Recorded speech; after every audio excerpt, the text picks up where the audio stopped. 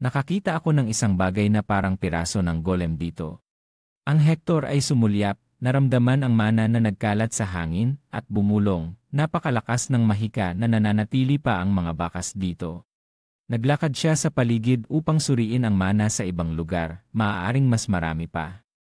Ang lalaking may salamin ay tinawag ang kanyang alipin, ikaw. Ang alipin ay sumagot ng may paggalang, opo. Tinanong niya, may nakatira ba dito? Sumagot ang alipin, ang mga bata mula sa kanto ng daga ay malamang na nanirahan dito. Nagulat siya at nagtanong muli, mga ulila ba? Kumpirmado ng alipin, ang lugar na ito ay medyo angkop para sa mga ulila, malamang na umalis na sila upang umiwas sa digmaan. Ang lalaking may salamin ay naguguluhan, isang ulila na marunong gumamit ng mahika. Napangisi siya at biglang tumawa ng malakas na parang baliw. Paano sa lugar na ito ay may ulilang bata na marunong gumamit ng mahika at nakahanap ng kombinasyon ng elemental na mahika sa gitna ng napakaraming iba pang kombinasyon? Ayaw niyang maniwala, hindi pwede. Pagkatapos, nag-utos siya, mukhang may isang salamangkero na dumating dito at winasak ang golem, alamin mo agad para sa akin. Tumanggap ng utos ang alipin, opo, naiintindihan. Nag-iisip ang lalaking may salamin. Pero kung sakaling mangyari ang imposibleng iyon, tiyak na magiging henyo siya, isang dakilang salamangkero na hindi pa nakita ng mundong ito. Matapos ang mahabang paglalakbay, sa wakas ay nakarating si Day sa kanto 49. Naalala niya ang pag-uusap nila ni Nyos. Sinabi ni Nyos na ang kanto 42 ay katulad din ng lugar na ito, magulo. Pagkatapos ay umiinom siya ng malaking lagok ng serbesa at sinabi, kung may pagkakaiba, mas malaki ito kumpara sa kanto 50, mas mataas ang mga gusali, mas maraming kalye pa. Dagdag pa ni Nyos, tulad ng sa ibaba, habang umaakyat ka sa itaas, mas maraming pagbabago sa tanawin. Sa kanto 49, napasigaw si Day, sobrang laki.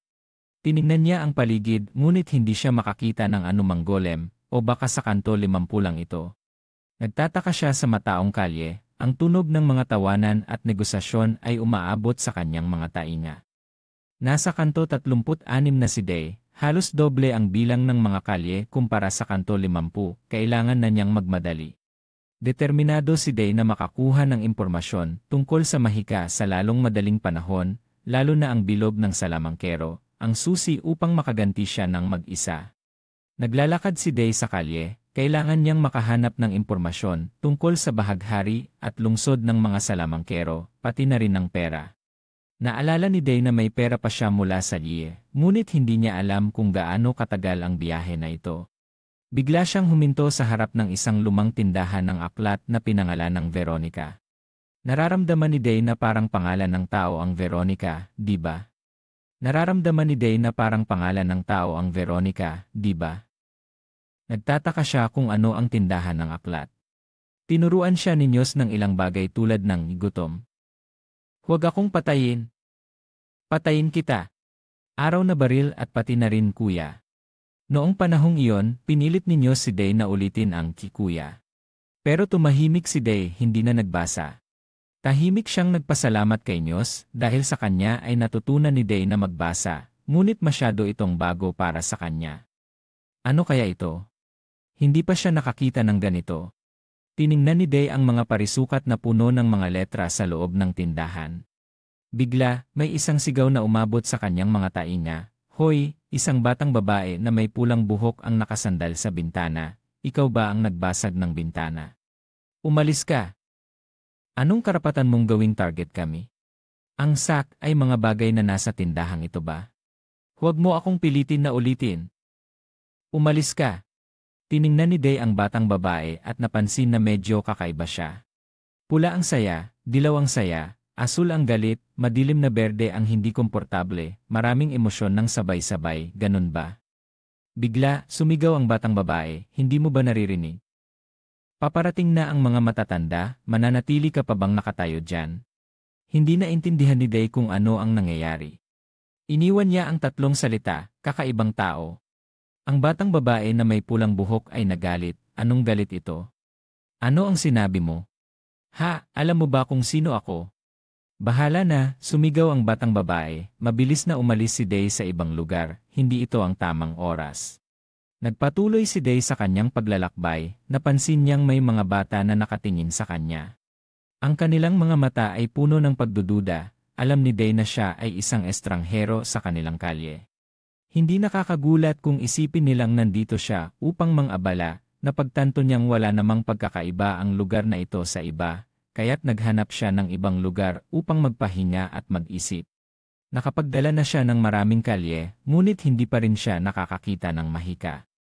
Pumikit siya, bukas ay kailangan niyang maghanap muli. Nakaramdam ang kanyang tainga ng isang bagay, ang mga bata kanina ay papalapit sa kanya. Binuksan niya ang kanyang mga mata, sa wakas ay nandyan na sila. Binilang niya sa isip, 3 ba? Hindi, 4. 4 na bata ang sumalakay sa labas ng kanyang sasakyan. Nag-uusat sila kung dapat bang patayin siya. Isang batang lalaki ang huminto, huwag munang hayaan siyang sumigaw para sa susi ng sasakyan. Mukhang may pagkain sa likod. Kinuha ni Day ang kanyang jacket, tinamaan niya ang ulo ng batang lalaki na may pulang sombrero. Mabilis na umalis, nawalan siya ng balanse, nahulog siya sa likod, sumumpa ng malakas, "Sumpain, anong kalokohan ito?" Lumabas si Day mula sa sasakyan, ang batang lalaki na nakasuot ng berdeng hoodie, ay nakabalik at tinamaan din ni Day ng isang suntok. Sumigaw ang batang lalaki, "Ouch!" Nakita ni Day na hindi pa sila nakagawa ng anuman at nahulog na sila. Paano ang isang iba pang may hawak ng stick ay nagtatangkang umatake mula sa likuran? "Sumpain, mamatay ka, ngunit paano siya makakalaban kay Day?" "Sumpain, mamatay ka, ngunit paano siya makakalaban kay Day?" Kinuha niya ang isang piraso ng bakal at itinapon ito palayo. Ang batang iyon ay natakot at nagmukhang maputla, at siya, huwag kang lumapit sa akin." Mahigpit ang hawak ni Day, ang boses niya ay mapanganib, nakagat ang kanyang mga ngipin. Ang batang lalaki ay lumaki ang mga mata sa takot, ang lahat ay sumisigaw ng masakit sa gitna ng madilim na gabi. Lahat sila ay pinagsalitaan ni Day at pinagsabihan. Nagsalita si Day, "Hey, ilan sa mga kalye ang pagmamay-ari nyo?" Ang lahat ay nagtataka. Hindi nila naiintindihan ang sinasabi ng lalaking ito, nakatingin si Day sa kanila ng may banta, sagot. Ang kanyang seryosong mukha ay nagtatanong ng direkta, "Tinutukoy ko kayo, ilang kalye ang hawak niyo?" Ang batang may sombrero na may kulay abuhing mukha ay pilit na pinipigilan ang kanyang bibig, ngunit hindi makapagsalita. Agad, nagbigay si Day ng isang malakas na suntok na nagdulot sa kanya ng sigaw ng sakit. Lumapit si Day, ang kanyang mga mata ay malamig na nagbabantang. Sa sobrang takot, ang batang may sombrero ay nanginginig na nagsalita, kabuuan ay 3. Patuloy na tinanong ni Day, alin ang mga yon? Ang kanyang mga mata ay nagdulot sa kalaban na manginig, ang bibig ay nanginginig mula 23 hanggang 25. Nang marinig iyon, nagalit si Day at sumigaw, "Nagsisinungaling ka." Tumingin siya sa lalagyan ng asul na dugo niya at tinapakan ang kanyang kamay na nagdulot sa kanya ng malakas na sigaw. Ang kanyang sigaw ay nagdulot sa 2 batang nakaupo sa tabi na nanginginig at nagmamakaawa, patawad, pakiusap ay patawarin mo ako." Tinignan ni Day ang mga ito at bumalik sa pagtatanong, "Ikaw?" "Hawak namin ang 14 na nadaan at may kabuang 52 na miyembro." Yumuko si Day, nanginginig na nagsabi, "Ang aming leader ay si Cedric, ang aming base ay isang abandonadong pabrika." Nang marinig iyon, sa isip ni Day ay, 14 na lugar, mas marami kaysa sa inaasahan ko. Sumigaw siya, "Ikaw?" Si Nilo ay nagulat at sumagot, "Opo." Tinanong ni Day, "Ano ang pangalan mo?" Si Nilo ay naguguluhan, "Nilo po." Tumango si Day, "Sige, Nilo. Anong utos ng leader sa inyo?" Si Nilo ay mukhang natatakot, nanginginig na nagsabi, "Pukpukin ka hanggang malapit ng mamatay at kunin ang lahat ng pagkain mo." Sa mga sandaling iyon, mula sa malayo, isang batang may hawak ng kutsilyo ang tumalon mula sa bubong ng sasakyan at sumigaw, "Mamatay ka." Agad na na-block ni Day ang atake, ginamit ang kanyang lakas at bumulong, "Naiintindihan ko na, mukhang siya ay sumusubaybay sa akin." Ang kanyang lakas ay nagdulot ng takot sa mga iba pang bata na sumigaw, "Bakit may hangin?" Ang batang may hawak ng kutsilyo ay nahulog ang alikabok sa kanyang mga mata, bumubulong, "Ang alikabok ay pumasok sa aking mga mata." Agad, sinaktan siya ni Day ng 2 suntok, nahulog siya sa lupa sa takot ng kanyang mga kasama. Lumapit si Day at hinawakan ang kanyang buhok. Ang mga mata niya ay malamig na nagbabantang. Sabihin mo sa leader mo na hindi siya nag-iisa sa pagmamasid. Ang tanawin ay lumipat sa lungsod na may madilim na kalangitan. Naglalakad si Day habang nag-isip na katulad ng sa kanto 50. Ang mga tao sa kanto 49 ay hindi alam tungkol sa mahika. Narinig niya na ang mga libro ay mga patong ng papel na naglalaman ng iba't ibang impormasyon. Kung mayroon silang lahat ng bagay, marahil mayroon ding uri tungkol sa mahika. Bigla, may isang boses na umabot sa kanyang mga tainga, narito ka na. Isang batang buli kasama ang kanyang mga kasama ang lumapit at nagsabi, maaari ka bang sumama sa amin? Tiningnan ni Day sila, nagiging maingat. Patuloy na nagsalita ang isa, hindi kami nandito upang makipaglaban, mag-relax ka. Tinanong ni Day, kayo ba ang mga kasama ng mga batang naghanap sa akin kahapon? Tumango ang isa, pinalo mo si John at si Mika hanggang sa halos mamatay kagabi sa isang napaka-epikong paraan. Iyan ang dahilan kung bakit napansin ka ng boss, talagang magaling kang makipaglaban. Binuksan niya ang papel, naguguluhan na nagtanong sa kanyang mga kasama, hey, alam nyo bang paano basahin ito? Ang mga tao sa tabi ay umiling, hindi namin kayang basahin ang sulat. Isang tao ang huminga ng malalim, sinabi niya na ipaalam namin sa iyo ang eksaktong nakasulat dito. Kinuha ni Day ang piraso ng papel at sinabi, ibigay mo sa akin, kaya kong basahin ito. Ang isa sa kanila ay nagulat, alam mo bang magbasa? Si Day ay nag-angat ng kamay sa kanyang balakang at malamig na sumagot, medyo. Ang iba ay nagbulungan, paano siya marunong magbasa? Hindi ba siya isang batang kalye? Tanging ang boss at si Weber lang ang marunong magbasa. Nakasulat sa papel, magtrabaho ka para sa akin, hindi kita papabayaan na mamatay sa gutom. Tinanong ng isa, ano ang nakasulat doon? Si Day ay nagtanong ng direkta, paano kayo pumipili ng leader? Ang isa ay naguguluhan na sumagot, ano? Si Day ay matiisin na inulit, tinanong ko kung paano kayo pumipili ng leader mula sa inyong grupo. Nang marinig ito, siya ay sumagot, sa pamamagitan ng laban, ang pinakamalakas ang nagiging leader. Iyon ang ibig kong sabihin, boss. Tumango si Day, lumapit at sinabi, sige, tara na. Ang isa ay nagulat na nagtanong, ano? Saan tayo pupunta? Si Day ay lumingon ng kalmado at sumagot, pupunta tayo upang makilala ang leader ng lahat. Kaagad silang naroon sa abandonadong pabrika ng grupo ni Cedric. Itinuro ng isa ang gusali at sinabi, dito. Pagkatapos ay binuksan niya ang pinto, unti-unting pumasok ang grupo. Dahan-dahang nagsara ang pinto, at ang ilaw sa silid ay umilaw. Nagsalita ang leader, ikaw pala yon? Si Day ay nanatiling tahimik, si Cedric ay tumayo at nagpakilala, kamusta, ako si Cedric. Sumagot si Day, ako si Day. Biglang napansin ni Day ang singsing sa kamay ni Cedric at nag-isip, ang mana ay nagmumula sa singsing na ito, hindi pa ako nakakita ng ganitong bagay. Inanyayahan ni Isay si Day na umupo at sinabi, umupo ka, inanyayahan kita dito hindi bilang kaaway kundi bilang isang espesyal na bisita.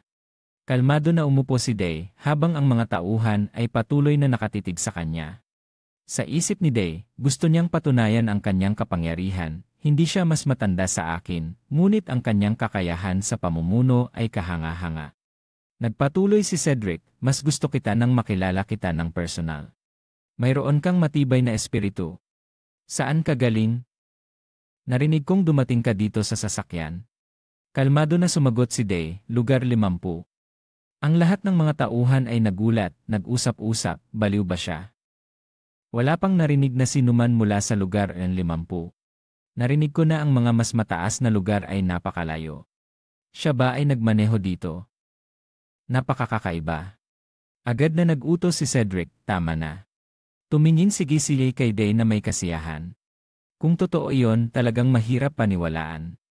May potensyal ka na lampasan ang aming organisasyon. Tinanong ni Day, organisasyon. Tumango si Sir. Kami ay isang organisasyon at nagbabalak na sumali sa isang mas malaking organisasyon. Isang organisasyon na tinatawag na RedMet na kilalang-kilala sa lugar 45. Makakatanggap kami ng pahintulot na sumali kapag mayroon kaming sapat na 60 miyembro. Masiglang sinabi ni Nise, ano sa tingin mo? Ang dahilan na yon ay sapat na ba para sumali ka? Ito ay isang pagkakataon upang itaas ang iyong katayuan. Sumagot si Day, talagang isang kawili-wiling kwento. Ang sumali sa isang grupo ay hindi mahirap. Iyon ay isang matalinong desisyon na sumali sa aming pamilya. Gayunpaman, tinatanggihan kong magtrabaho para sa sinumang mas mahina sa akin. Ang buong silid ay naging tahimik na kakaiba. Sinabi mo bang mas mahina ako sa'yo? Sa lugar 50, pinipili namin ang leader sa pamamagitan ng lakas, hindi sa kung sino ang mas mahusay magsalita. Hayop ka, paano mo nagawa iyon? Agad siyang sinakal ni Cedric, nahirapang huminga at sumigaw, "Ag! Sino ang nagbigay sa iyo ng karapatan na magsalita?" Pasensya na. Mahika ng pagpapalakas, ngunit mukhang hindi ito mula sa kanyang sariling mahika. Si Cedric, sino ang nagbigay sa iyo ng karapatan na magsalita? Nagmamakaawa ang tao, pasensya na.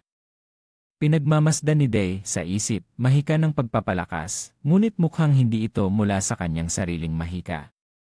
Tumingin siya sa pulang singsing ni Issei, kung saan ang mana ay lumalabas.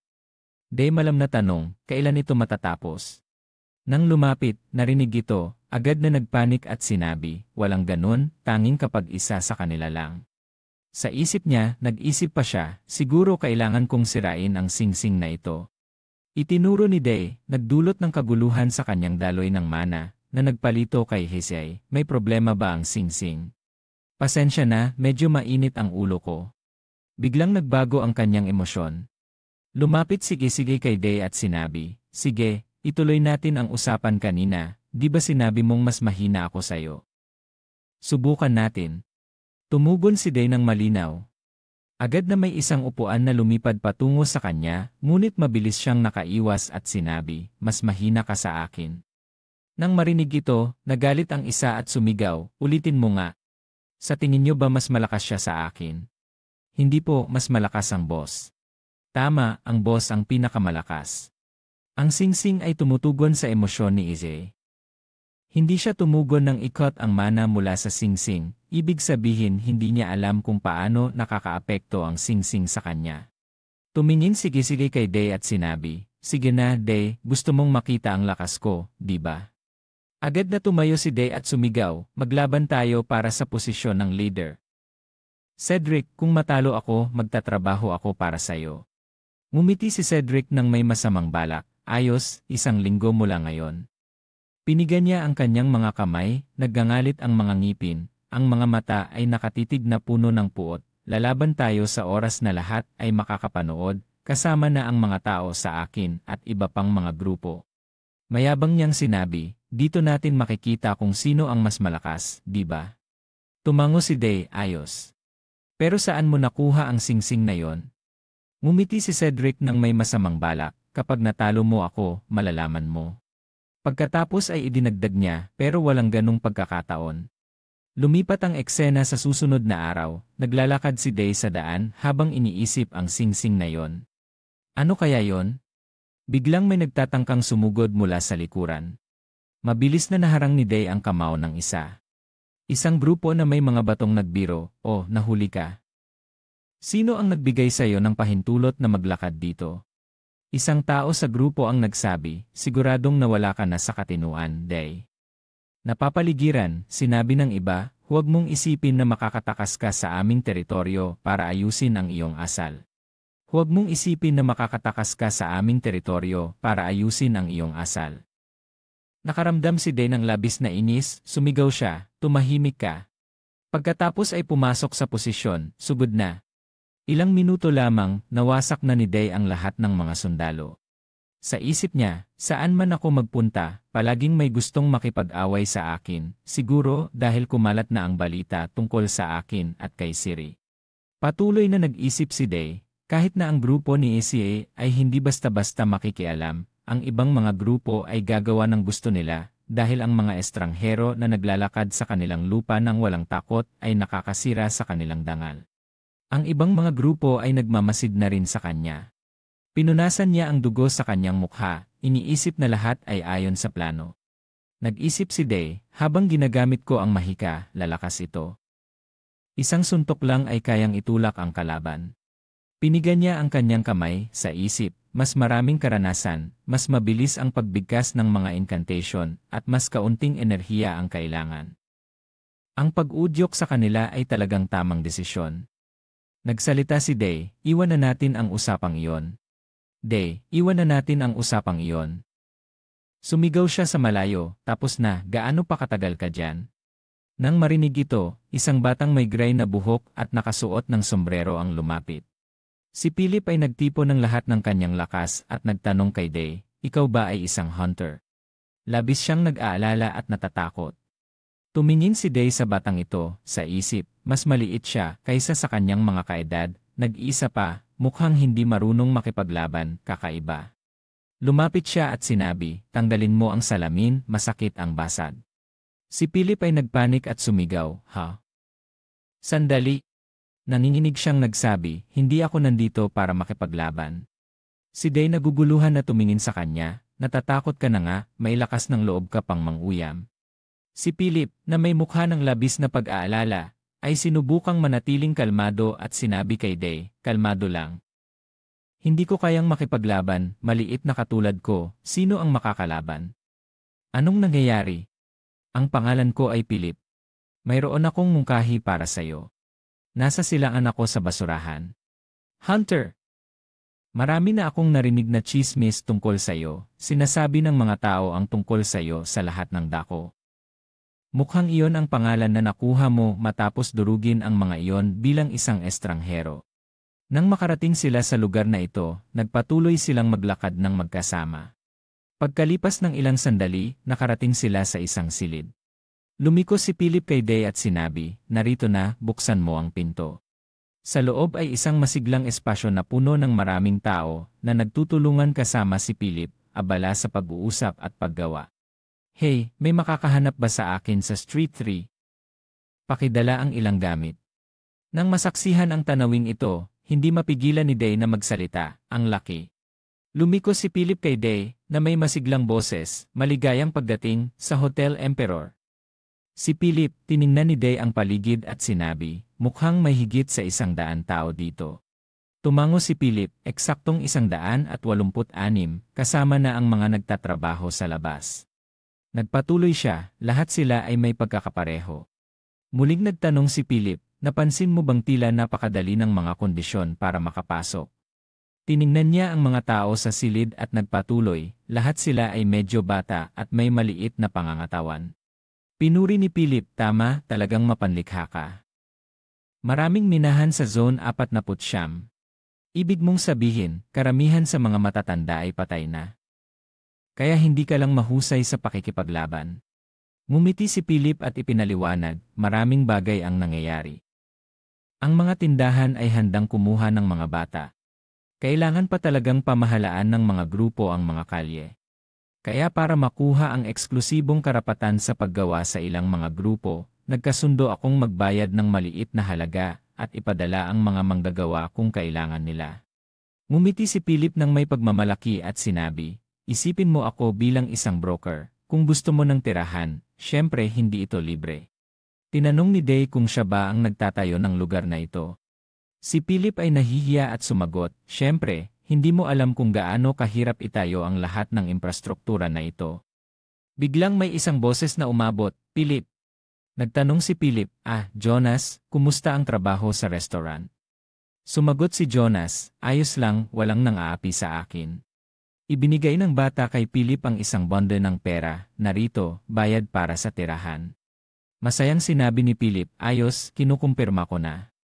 Umalis si Jonas at sinabi, salamat.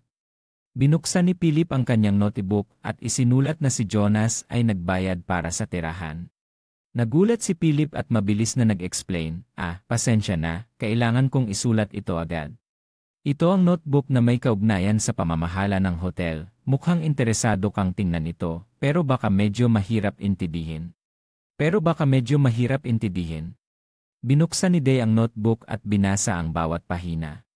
Huminto siya sa isang pahina na nagsusulat tungkol sa kanya, ang hunter na sinasabing galing sa Zone 50, nakatira sa isang sasakyan sa tabi ng basurahan sa timog, bihirang magbago ng ekspresyon, mahusay makipaglaban, talagang nakakatakot. At lumalapit ng may pag-iingat hanggat maaari. Tumingin si Day kay Philip, seryoso, sinisiyasat mo ako ng mabuti. Si Philip ay nanginginig at nagtanong, marunong ka bang bumasa? Tumugon si Day ng kalmado, konti. Pasensya na, hindi ito para sa pagpapalusot. Mahilig akong magmasid sa ibang tao kaya't sana ay patawarin mo ako. Day ay mahinahon na sumagot, kabaligtaran sa akin, kahit anong gawin, hindi ko rin maintindihan. Walang dahilan para humingi ng tawad, okay lang ako. Kaibigan. Si Philip ay huminga ng maluwag, ayos na. Pagkatapos ay iniabot niya ang kanyang kamay at sinabi, narito na. Nakita ni Philip ang dalawang tao na naguguluhan at ipinakilala. Ito si Day, ang hunter sa mga chismis na nabanggit ko, inimbitahan ko siya dito bilang bisita. Ang parehong tao ay labis na nagulat at nagpanik. Pumasok sina Day at Philip sa silid. Itinuro ni Philip ang paligid at sinabi, ito ang aking lugar, maging komportable ka lang. Tumingin si Day kay Philip na nagbubukas ng safe at mumiti, akala ko dati isa kang manloloko. Tumingin si Day kay Philip na nagbubukas ng safe at mumiti, akala ko dati isa kang manloloko. Si Philip ay pawisan, agad na sumagot, tama na, hindi ako nagsisinungaling, ang kredibilidad ay ang pinakamahalaga sa negosyo. Umupo si Day sa upuan. Nagpatuloy si Philip, ang pera ay palaging maibabalik, ngunit kapag nawala ang kredibilidad, magiging mahirap ang lahat. Nag-isip si Day ng ilang sandali at nagtanong, ano ang mungkahi mo para sa akin? Tumingin siya kay Philip na nanginginig sa isip, medyo nakakatakot pa rin, ngunit kung gusto ng kita, kailangan kong lampasan ang takot na ito. Sa pagkakataong ito, ang mga mata ni Philip ay nagniningning, itinaas niya ang kanyang kamay at nagsalita ng may matinding determinasyon, mayroon akong isang taos pusong mungkahi, maging kasosyo sa negosyo ko. Nagpatuloy si Philip, kapag natalo mo si Cedric at naging bagong leader. Ang buong silid ay nahulog sa isang kakaibang katahimikan. Si Day ay nakatitig kay Philip, sa isip-isip niya ay may mas kaunting itim na mana kaysa dati. Dati siyang natatakot sa kanya, ngunit ngayon ay puno ng kumpiyansa.